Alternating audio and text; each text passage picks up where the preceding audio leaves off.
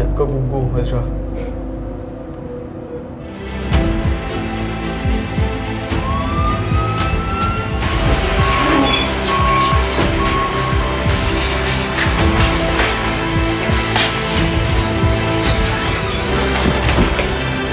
Man!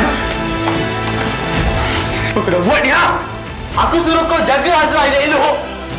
Kau tengok apa kau dah buat sekarang. Kalau apa-apa jadi kat dia. Aku cakap banyak dengan kau. Kau ni memang Apa korang buat ni? Ini hospital. Kalau nak gaduh-gaduh kat luar. Siapa waris pada pesakit Azra Azman ni? Saya.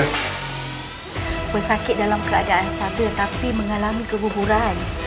Pihak hospital mengucapkan salam takziah. Gugur. Azra pregnant.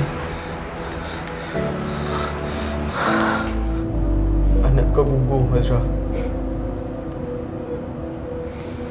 Aku tahu. Dalam blood result kau tu ada something yang pelik yang menyebabkan kau gugur. Lokman mana? Dia okey tak? Aku tak tahulah.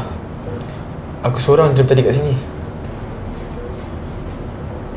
Jangan lupa like, share dan follow Du Drama.